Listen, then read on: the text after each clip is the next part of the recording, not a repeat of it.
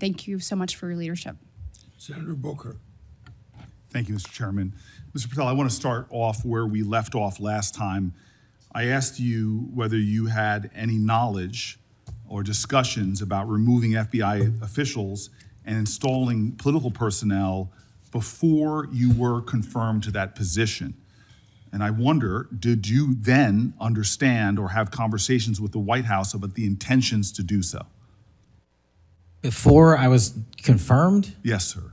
Did I have discussions with the White House to remove FBI personnel? Yes. No. So you're saying that you had no discussions with the White House before you were in the position about the removal of any personnel from the agency?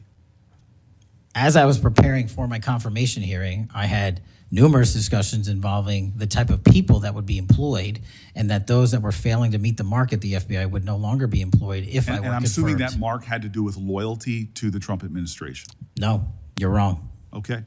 I'd like to revisit another subject from that hearing. Did you testify, you did testify before the grand jury that President Trump had declassified the documents at issue in the Mar-a-Lago classified documents case. Is that correct? I don't have the grand jury transcript. That's why I released it. Whatever it says is the best evidence. That's what you said to Senator Whitehouse, that your grand jury testimony was publicly released. It has not been. In fact, in July, a court denied a news outlet's bid to get that transcript. But the court said quite clearly that you are free to discuss your grand jury testimony.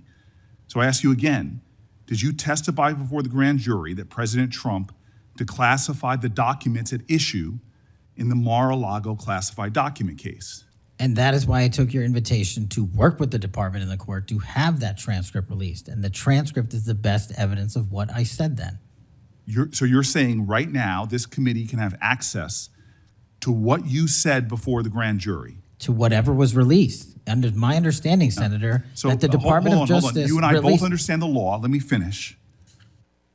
I understand under Rule 6 of the Federal Rules of Procedure, a grand jury witness, in this case you, is not barred from sharing their grand jury testimony. This is an oversight hearing. This is germane to your integrity and credibility. You know right now whether or not you testified that President Trump declassified the documents at issue in the Mar-a-Lago classified documents case. Why are you refusing to answer that simple yes or no question right now? Because the premise of your question is inaccurate, and there is no premise to my question, but trying to get to an order of what is truth or not. How do you How do you know what was asked in the grand jury if you weren't there? Mr. Patel, this is a mockery you're making of this hearing and simple questions. It's a simple question. If you have Mr. a transcript, Patel, during you can your read nomination the question, but you don't have it. You promised that, quote, all FBI employees will be protected against political retribution. When I asked you, are you aware of any plans or discussions to punish in any way, including termination, FBI agents or personnel associated with the Trump administration, you explicitly said under oath that you were not aware of any plans to punish FBI agents associated with criminal investigations of Donald Trump. I don't believe you were truthful. Firing FBI employees based solely on the cases that they are investigating, their case assignments, is illegal, and you know that. A new lawsuit that's been discussed numerous times, filed by 3 FBI officials, alleges that you carried out Donald Trump's campaign of retribution, in quotes, against FBI employees for, quote, failure to demonstrate sufficient political loyalty. One of those plaintiffs has been discussed today, Brian Driscoll. Now, we know 20 years of distinguished service to the FBI before you terminated him. Special agent in charge of FBI's Newark field office, where he operated with distinction. Medal of Valor winner, Shield of Bravery awards. He's a patriot. You terminated Driscoll via a letter dated October 8th, 2025. And in that letter, you said that you were firing him pursuant to Article 2 of the Constitution. Well, you're not the President of the United States. And so I'm wondering under what authority you were allowed to terminate him. That matter is under litigation, and I'm not able to discuss it. Okay, well, discuss this. Did you have discussions with Stephen Miller about firing this particular person or about his continuance in the FBI? Not that I recall. How often do you speak to Stephen Miller? Frequently on our Homeland Security task forces. You frequently talk with Stephen Miller about subjects other than Homeland Security task force issues, correct? I frequently talk to Mr. Miller about Homeland Security task forces. Has Stephen Miller ever given you his opinions on how to run your agency? Mr. Miller's interagency operations are invaluable to the FBI. That's what we talk about. So you frequently discuss your job and your responsibilities with Stephen Miller and Pam Bondi, I imagine, as well. Absolutely. She's the Attorney General. Understood. Okay. Donald Trump promised to make us all safer. You have pushed out senior FBI agents with decades of knowledge and experience. In fact, this is the first time in FBI history that neither the director nor the deputy director have any experience with the FBI. You've shifted the agency's priorities primarily to pursuing Donald Trump's immigration enforcement agenda. According to ICE data, the Cato Institute, which is a conservative think tank, found that 20% of all agents have been diverted from their work to assist ICE immigration enforcement. 20%. Part of this operation is the work of mass law enforcement who jump out of cars, snatch people off streets at churches, schools, and their jobs and hospitals. Have there been any FBI agents who investigate crimes against children that have been assigned to immigration enforcement, yes or no? The premise of what you say is entirely false. Have there been any FBI agents who investigate no. foreign domestic terrorism? You don't get to say America is not safer under this leadership. I am not saying America that. is safer because of the work of the FBI. You're making a presumption of premise. 4,700 children. Sir, we have seized 6,000 weapons and 23,000 violent felons have been arrested. That FBI agents who investigate human trafficking have been reassigned to immigration enforcement. You are not denying that FBI agents who are on the task force that fight against Russian oligarchs have not been reassigned. Public Corrections Squad reassigned. People who defend children reassigned. You're not denying that. I've seen you time and time again attack my colleagues' premises of questions as a way to not answer the question. So let me end with this.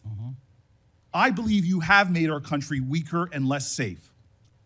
I believe that we are more vulnerable to a major event, and I pray to God it doesn't happen. You've gutted the Bureau of Institutional Knowledge and Expertise. You fired or pushed out seasoned FBI officials, many with more than 20 years of experience, and were working on cases that were critical. You've been purging thousands of serious law enforcement officials who spent their careers keeping us safe, only to lower hiring standards in order to find anyone to replace them. And shockingly, you admitted in this hearing to Senator Coons that it would take 14 years to fill the vacancies at your agency. Many are the result of your purge. 20% of FBI agents are doing low-level immigration enforcement instead of their mission-critical work. You've disbanded entire task forces that stop election interference, foreign influence, public corruption. And who benefits from this? Well, corrupt people benefit from it. Criminals benefit from it. Vladimir Putin benefits from it. And it really makes me wonder who you're looking out for. It makes me think we can't trust you as a nation. You swear to release the Epstein files, but now you're withholding the Epstein files. You claim that you have a suspect in a serious assassination. Whoops, then you don't have a suspect. You know nothing about plans to remove FBI agents, yet you're directly involved in those plans. In the words of an ex-FBI official, you are overseeing, and I quote, generational destruction of the nation's premier law enforcement agency. Mr. Patel, in just 8 months, you have assaulted the institutional integrity of the FBI. But I know FBI field agents. I've worked with them in Newark. No matter how truly bad you are, you can't undermine the legacy of agents who fight every day to keep us safe, but you can tarnish the integrity of the agency and undermine the agency's capacity. I believe you're failing as a leader, and that your failure does have serious implications for the safety and security of Americans and our families. We're more vulnerable to domestic and foreign attack because of your failures of leadership. I don't think you're fit to hand the Bureau, but here's the thing, Mr. Patel. I think you're not going to be around long. I think this might be your last oversight hearing. Because as much as you supplicate yourself to the will of Donald Trump and not the Constitution of the United States of America, Donald Trump has shown us in his first term and in this term, he is not loyal to people like you. He will cut cut you loose. This may be the last time I have a hearing with you because I don't think you're long for your job. But I'm going to tell you this. I pray for you. I pray for you that you can step up and defend your oath, defend the Constitution, and do a much better job of defending this country. Thank you, Mr. Chairman. Do you want to say anything? Yes, at this sir. point? That rant of false information does not bring this country together. If you want to work on bringing this country, it's my time, not yours. My God. If You're you gonna want to lecture talk me about dividing this country, it is my I follow time. you on your social media posts that It is tear my this country time apart. to There address should be a your unifying- falsehoods. Oh, You are an you can embarrassment try all to the you division want in this country. to not Senator, take it is my responsibility time. for what You you had have your said. time. Sir, you're Your making a time is mockery of this over. committee. Sir, you don't tell me my time is over. You The know how people far of New we've Jersey come tell me since what my you time tell- is. Senator- You can't lecture me. You can tell me Sir, my you time's over? You may be the charge of the I'm not FBI, going anywhere. but I am not afraid of you, sir. Mr. Chairman, Not afraid of you. Mr. Chairman, point of order. Senator Booker, I announced at the beginning of this meeting that this back and forth, talking over each other, doesn't work. And I said if that happened, I asked Patel not to respond, and I was going to give him some time after the senator's time was up to respond. And he has the privilege to do that uninterrupted. Mr. So Chairman, go- one point of Go order. ahead, Mr. I've Patel. watched him talk over us, and you've never once criticized him for us not even being able to get our questions out. Well, He has been rude and disrespectful to senator after senator. And when the senators were not giving him a chance to answer, I didn't stop the senator either. Go ahead, Senator. Thank you, Mr. Chairman. If the FBI, under my 7-month leadership, were failing this administration in this country, why do we have 23,000 violent felons arrested this year alone? A double increase from that time last year. Why is it that we have seized 6,000 weapons? Why have we found 1,500 child predators and arrested them? Why have we 300 human traffickers in jail? Why have we found and identified 4,700 children? Why have we seized 1,600 kilograms of fentanyl, enough to kill a third of the American public, a 25% increase alone from last year? 88,000 kilograms of cocaine seized, 7,000 kilograms of meth seized, and that's just on our criminal operations in summer heat. How is it possible that we're taking 8 kilograms off the streets of the cities in New Jersey and preventing the deaths of 607,000 people this year alone, a failure of the FBI and my leadership? How is it that we have counterintelligence arrests already this year exceeding the numbers from the entirety of last year?